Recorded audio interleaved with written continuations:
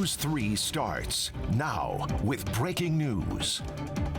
And breaking at this hour, News 3 learning the fate of an officer who shot and killed a homeowner who dialed 911 for help last year. This is the body cam video showing the controversial shooting involving Officer Alexander Bookman. He's recorded shooting Brandon Durham less than 15 seconds after entering Durham's home while seeing the 43-year-old struggling in his underwear with a knife with an intruder. Thanks so much for joining us live at 6. I'm Latoya Silman. And I'm Dana Wagner in for Jim tonight. So evidence was presented to a Clark County grand jury in May, and sources telling our Kristen Drummond what they decided in this case. And Kristen now joins us here in the studio, and you just got this news just recently into the newsroom. Absolutely. News 3, the first to break the news today. A grand jury will not indict Alexander Bookman. That's what sources are telling me. They issued a no bill in this case. So what that means is the grand jury reviewed evidence presented by the prosecution and decided there is not enough to formally charge Bookman with a crime. Now, this comes more than 8 months after the deadly shooting. Bookman responded to Brandon Durham's home after the 43-year-old called to report a break-in on November 12th. Bookman's body camera video records him kicking down the front door and shooting Durham 6 times 14 seconds later.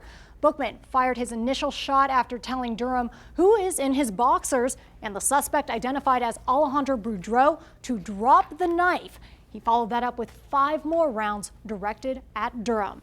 Now, through our investigation, News 3 uncovered Bookman actually responded to Durham's home the night before. He interacted with Durham and Boudreau, and Durham called 911 during that situation to report Boudreau for trespassing after she refused to leave his home, making Durham's family question how Bookman did not recognize Durham before pulling the trigger that night. Now, Bookman's attorney, David Roger, plans to hold a news conference tomorrow morning to discuss the case. Bookman was placed on administrative leave during the investigation, so I reached out to Metro Police tonight to see when Bookman may be active again. Dana and Latoya. Wow, and I know you've been talking to the family. You've done that the whole process. They have been demanding justice. They cannot be happy about this news. Certainly not. I just actually got off the phone with Isabella, that is Brandon Durham's daughter. She tells me she is absolutely sick to her stomach right now, very numb, just really trying to process all of this. Now, since the shooting, Durham's family and their attorney have sought accountability in this case. As I mentioned, they pointed out that Bookman interacted with Boudreau and Durham the night before.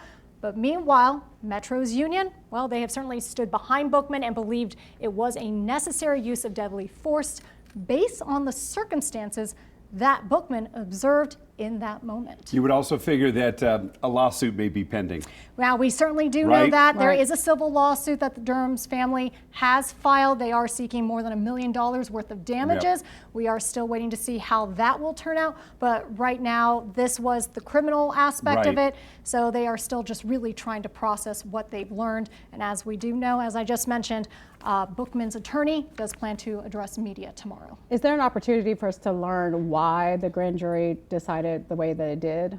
I guess we're going to have to find that out tomorrow, especially once we get David Roger, who is our former district attorney here in Clark County. He is the attorney that represents the union, so we'll be asking him those questions tomorrow. Really interesting stuff. Would love to ask them, given the fact that the officer had encountered them so recently, the day after, the day before this happened, and then when you're getting an intruder call, one's in their underwear, one's in a hoodie, you would think that the officer would think logically that the person in the underwear might be the homeowner. So I would love to know how they were able to come to this decision. Absolutely, and as we all know, it was split-second decision. 15 seconds, yep.